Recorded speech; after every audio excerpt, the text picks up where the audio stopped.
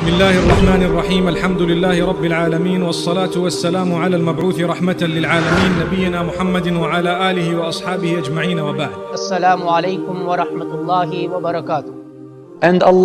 А в качестве примера о верующих Аллах привел жену фараона. Она была женой самого богатого царя тех дней, фараона, который держал все под своим командованием до такой степени, где он мог сказать людям: «Я не знаю для вас иного Бога помимо меня». Он был таким тираном, таким притеснителем, таким несправедливым. Он сделал из Бану Исраиля рабов для египтян. Он убивал маленьких младенцев. Родившихся младенцев резали и выкидывали.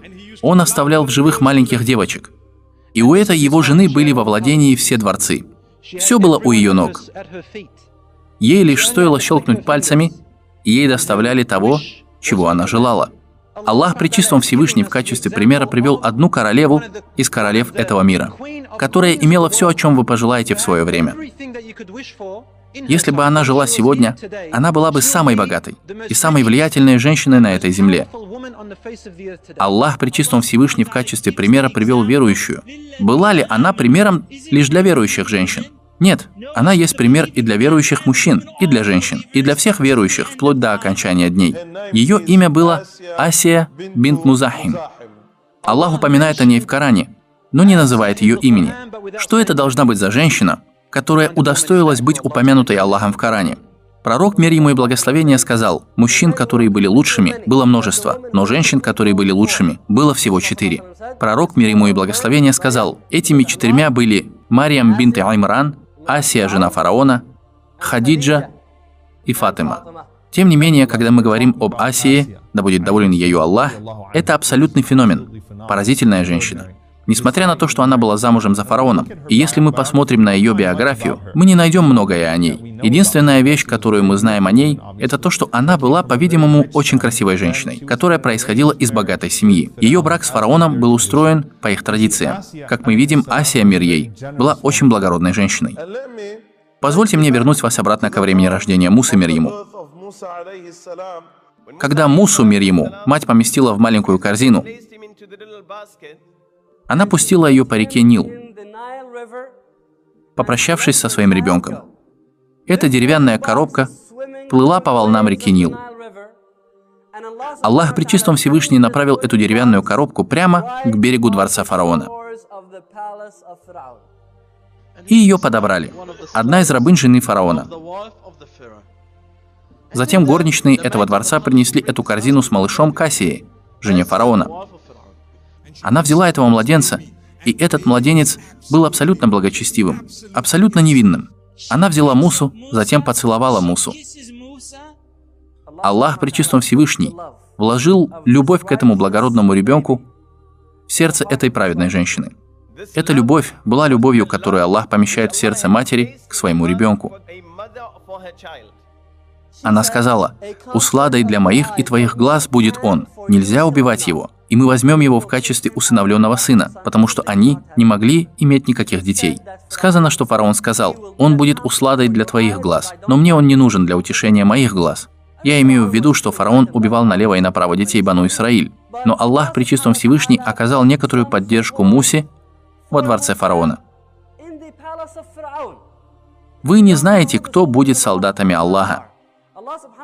Аллах Пречистый Всевышний поместил людей во дворце фараона, чтобы те поддержали Мусу. И Пречист Аллах. В итоге, как мы знаем, история продолжилась. Она привела мать Мусы, мир ему, не зная, что она мать Мусы, мир ему, чтобы она стала кормилицей Мусы, мир ему. Так, мать Мусы, мир ему, воссоединилась с ним. Вдобавок ко всему, Асия, мир ей, имела наслаждение и честь растить этого ребенка, Мусу, мир ему, в своем собственном дворце. Асия посвятила себя Мусе, мир ему, как если бы она была его настоящей матерью. Она растила его, продолжала его любить. Когда она услышала призыв Мусы, мир ему, и услышала о принципах, к которым Муса, мир ему, призывал, она сдалась Аллаху Пречистому Всевышний и подчинилась призыву Мусы, мир ему. И она засвидетельствовала, что нет Бога, кроме Аллаха, и что Муса его пророк и посланник. Она жила с фараоном. Она знала, кто он такой. И она знала, что этот человек всего лишь творение, как и все остальные творения, и что он не способен больше, чем на то, на что способны творения Аллаха. И она начала практиковать религию Мусы мир ему в тайне, не признаваясь фараону, что она одна из единобожниц, и что она одна из последовательниц посланника Мусы мир ему. Почему? Потому что фараон калечил детей и насиловал женщин за то, что они верили в Аллаха. Что бы он сделал со своей женой в этом случае? Однако время шло, и произошел такой случай, который привел Асию к тому, что она объявила о своем исламе. И этот случай известен как случай с парикмахершей дочери фараона. Та, которая расчесывала волосы дочери фараона. Однажды, когда она расчесывала волосы дочери фараона, гребень выпал из ее рук, и она сказала «Бисмилля». И дочь фараона, вероятно, от другой жены или другой наложницы, помимо Асии, она сказала парикмахерше: «Мой отец Аллах». И парикмахерша ответила и сказала: «Нет, Господь твоего отца, мой Господь и твой Господь, Аллах, Пречистон Всевышний». Она разозлилась. Она пошла к своему отцу и рассказала ему: «Отец, эта женщина поклоняется другому богу помимо тебя». Он сказал: «Что? Она разве знает иного бога помимо меня? Кто он? Позовите ее ко мне». И ее позвали к нему. А затем она пришла. И предстала женщина. Женщина, братья и сестры, стояла перед великим фараоном. И эта парикмахерша дочери фараона имела 5 детей, один из которых кормился еще грудью. И он спросил ее: «Кто твой Господь?» Она ответила: «Аллах мой Господь». Он спросил: «Кто такой Аллах?» Она ответила: «Аллах мой Господь и твой». Затем он сказал: «Что? Наденьте на нее оковы». Они надели на нее оковы, начали наказывать ее и бить. «Кто твой Господь?» Она отвечала: «Аллах мой Господь и твой». Затем он повелел им установить огромный резервуар. Затем в него залили горящее масло. Огромный резервуар, как плавающий бассейн. Затем он сказал: «Приведите мне всех ее детей». И они привели их одного за другим. Он сказал: «Поклонись мне, я твой Господь». Она ответила: «Никогда». Он привел первого ее сына и бросил его в масло. И перед ее глазами его мясо и плоть отошли от его костей. А затем он сгорел, разложившись. Затем привели ее следующего сына, и она была непоколебима. Аллаху Акбар. Они сожгли и его, она даже не остановила его. Затем его 3-го, 4-го, и, наконец, 5-го, который был у нее на руках. И она внезапно отступила. И это хадис пророка, мир ему и благословение. Внезапно Аллах Пречистон Всевышний с 7 небес заставил ее ребенка или младенца заговорить в то время, как он был в колыбели, и он сказал: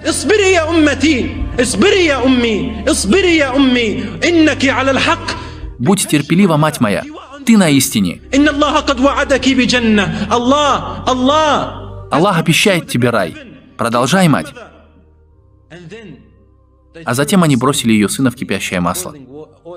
И она была следующей, и она знала, что умрет. Затем она начала плакать, и фараон спросил: «Почему ты плачешь? Остановись». Она сказала: «Я попрошу тебя сделать кое-что для меня. Я не знаю, сделаешь ли это ты для меня». Он сказал: «Проси меня о чем хочешь». Она сказала: «Как только ты бросишь меня в масло, чтобы мои кости и кости моих детей были собраны и захоронены вместе в одной могиле, потому что я хочу быть воскрешена со своими детьми.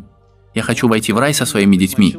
Я не хочу идти туда, не ведя их под руки». Так они бросили ее в масло, и она окажется в раю. Пророк, мир ему и благословение, сказал: «В ночь, когда меня вознесли на небеса, я почувствовал аромат, который был очень сладким. Я спросил Джибриля: что это за приятный запах? Джибриль сказал: это аромат той, которая расчесывала волосы дочери фараона и ее детей. В тот момент, когда Асия увидела жестокость фараона и увидела храбрость этой женщины, Асия, увидев это, сказала: «Знаешь что? Если фараон такой, и этой женщине хватило мужества противостоять ему в этом мужестве, то я также пойду и встану перед ним». И она пошла и встала перед фараоном. Она сказала: «О фараон, я не верю в тебя, и мне не важно, что ты сделаешь со мной. И я верю в Господа Мусы и Господа Харуна, и в Господа всех миров».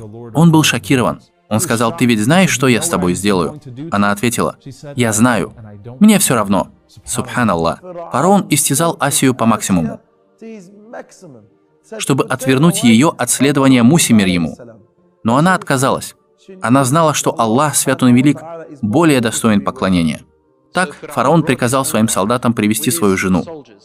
Они начали мучить ее, бить ее. Она истекала кровью, наказывать ее.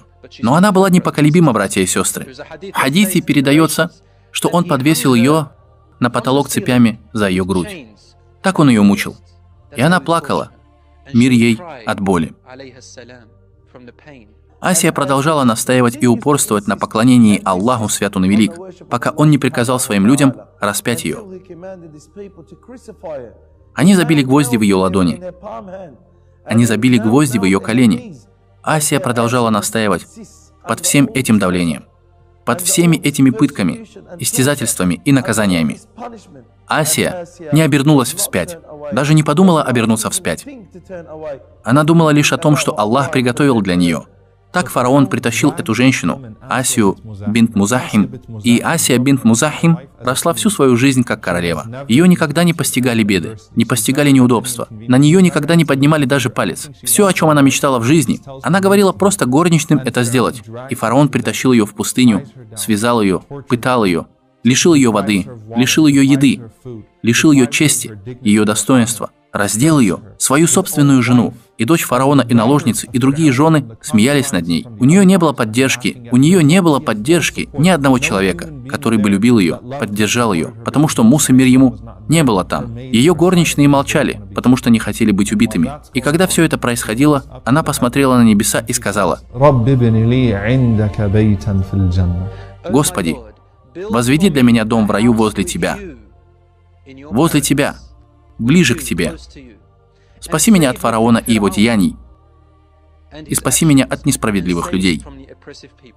И Аллах показал ей ее дом в раю, когда ее еще мучили. Передатчик говорит, что она начала смеяться, когда ее мучили, потому что Аллах показал ей ее дворец в раю. И фараон был в замешательстве. Как она может улыбаться под пытками? Это Аллах утешил ее, мои дорогие братья и сестры. Когда люди хлыстали ее вновь и вновь, ангелы заслоняли ее. То есть, когда люди били ее, она смотрела и видела, как ее защищают. И она улыбалась. И фараон говорил: «Взгляните, насколько сумасшедшая эта женщина». Она смеялась, пока не расстроила фараона. И он сказал: «Эта женщина уже не придет обратно в чувство». Он сказал: «Идите на высокий обрыв, свяжите ее и столкните на нее валуны, чтобы ее тело разбилось на кусочки». Они пошли на обрыв и столкнули валуны на тело Асии. Но Аллах не дал фараону насладиться этим удовольствием. Аллах забрал ее душу прежде, чем валун упал на ее тело. Несмотря на то, что для людей этого мира ее тело было раздавлено валунами, Аллах забрал ее сам, и Аллах, свят Он и велик, даровал ей дворец в раю, как она и просила. Какая же удивительная женщина, и какой же удивительный пример. И какое испытание на веру, субханаллах. Она прошла этот экзамен с блеском. Мы просим Аллаха, свят Он и велик, собрать нас вместе с ней, и теми, чья вера была совершенной, праведниками, шахидами, пророками и пророком Мухаммадом, мир ему и благословение.